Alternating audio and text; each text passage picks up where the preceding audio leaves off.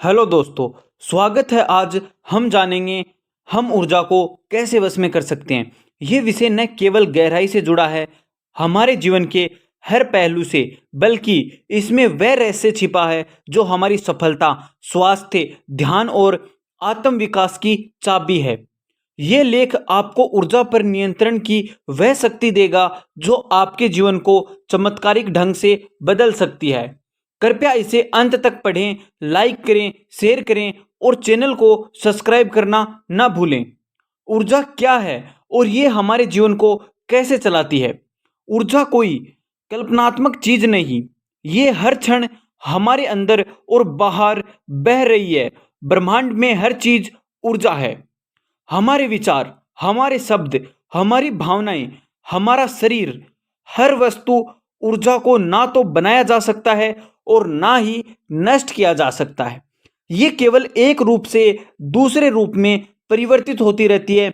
ये सिद्धांत विज्ञान की स्वीकारता है और अध्यात्म भी प्रश्न ये है कि इतनी महान शक्ति हमारे अंदर होते हुए भी हम असहाय क्यों हैं? इसका उत्तर है, हमने ऊर्जा को जानना नहीं सीखा। हमने ऊर्जा को समझना और वश में करना नहीं सीखा। ऊर्जा को वश में करने का पहला कदम जागरूकता होता है।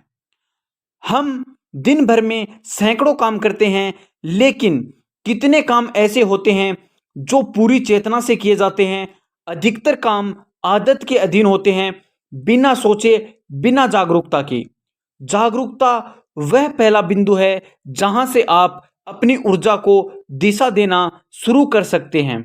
अगर आप उठते समय, खाते समय, बोलते समय और सोचते समय, यहाँ तक कि सोते समय भी पूरी जागरूकता रखते हैं, तो आप अपनी ऊर्जा को इधर उधर बिखरने से बचा लेते हैं। ये जागरूकता आपकी ऊर्जा को केंद्रित करती है। दूसरा कदम, विचारों पर नियंत्रण रखना। हमारे विचार ऊर्जा के सबसे शक्तिशाली रूप होते हैं। हर विचार एक कंपन है और ये कंपन हमें किसी दिशा में ले जाता है, सफलता की ओर या विफलता की ओर। अगर आपके विचार सकारात्मक, स्पष्ट और केंद्रित हैं, तो आपकी ऊर्जा स्वतः ही एक लक्ष्य पर केंद्रित हो जाएगी। पर अगर आपके विचार भ्रमित, नकारात्मक और बिखरे हुए हैं, तो ऊर्जा भी बिखर जाएगी और उसका कोई ठोस परिणाम नहीं निकलेगा। इसीलिए दिन की शुरुआत ध्यान और सकारात्मक सोच से करना एक अनिवार्य आदत होनी चाहिए। तीसरा कदम, ध्यान और प्राणायाम। ध्यान और प्राणायाम ही वो चाबी है जिससे आप अपनी आंतरिक ऊर्जा को अनुभव कर सकते हैं और उसे नियंत्रित कर सकते हैं। जब आप श्वास पर ध्यान केंद्रित करते हैं, तो आप अपनी ऊर्जा को वर्तमान में लाते हैं, और जब आप ध्यान में बैठते हैं, तो आप अपनी ऊर्जा के स्रोत से जुड़ते हैं। आत्मा से नियमित ध्यान आपकी ऊर्जा को गहराई से शुद्ध करता है, आपकी मानसिक शक्ति की तीव्रता करता है और आपकी भावनाओं को स्थिर बनाता है। चौथा कदम, ऊर्जा को बचाना। हम दिन भर में अपनी ऊर्जा को बर्बाद कर देते हैं, नकारात्मक बातों में, ग्रोसिप में, चिंता में, सोशल मीडिया पर अनावश्यक समय खर्च करके, क्रोध और ईर्ष्या में। अगर आप चाहते हैं कि आपकी ऊर्जा महान कार्यों में लगे, तो आपको यह समझना होगा कि किसी काम में ऊर्जा लगानी चाहिए और किस में नहीं। ना कहना सीखना ऊर्जा का सबसे बड़ा रक्षक है। अनावश्यक कामों में, गलत संगत और समय की बर्बादी से बचना सीखिए, तभी आप ऊर्जा को अपनी मुट्ठी में रख पाएंगे। पांचवा कदम, प्रकृति और आहार से ऊर्जा लेना। आप जो खाते हैं वही आपकी ऊर्जा बनती है। शुद्ध, सात्विक और ऊर्जा से भरपूर भोजन जैसे फल, सब्जियां, अंकुरित अनाज और पर्याप्त जल आपके शरीर की ऊर्जा को सकारात्मक दिशा में ले जाते हैं। साथ ही सूरज की किरणें, पेड़ पौधों के बीच समय बिताना, पृथ्वी से संपर्क, ये सभी प्रकृति से ऊर्जा लेने के माध्यम हैं। जब आप प्रकृति से जुड़ते हैं, तो आप ऊर्जा के मूल स्रोत से जुड़ते हैं।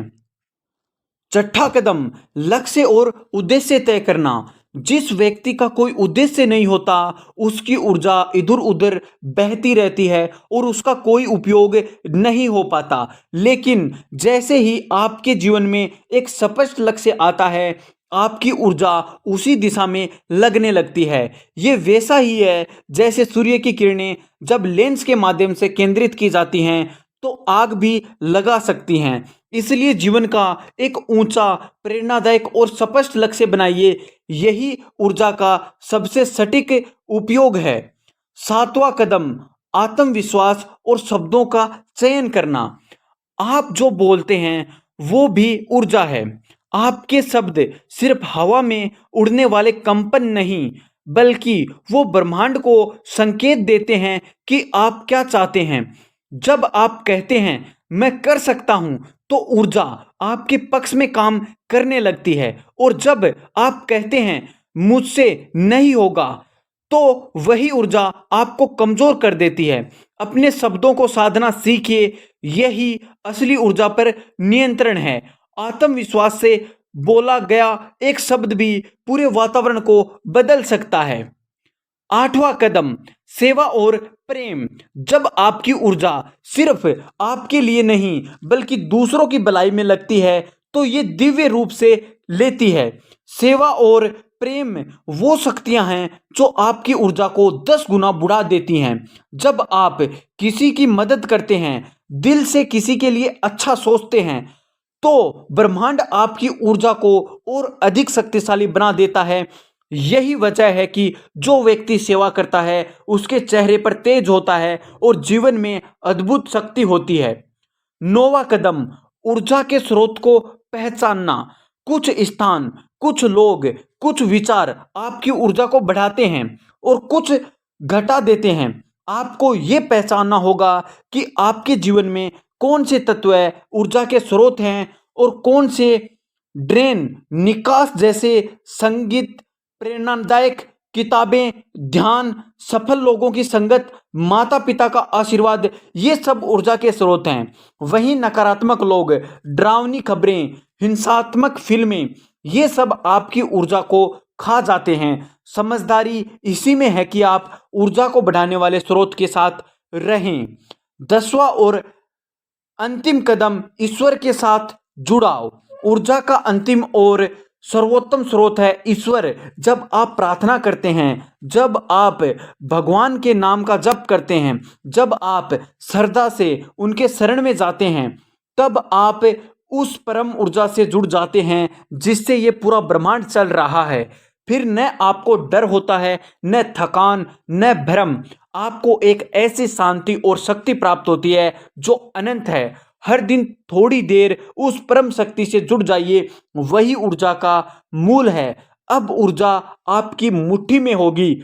आपके पास हर वो साधन है जिससे आप अपनी ऊर्जा को पहचान सकते हैं, बढ़ा सकते हैं और वश में करके अपने जीवन को महान बना सकते हैं।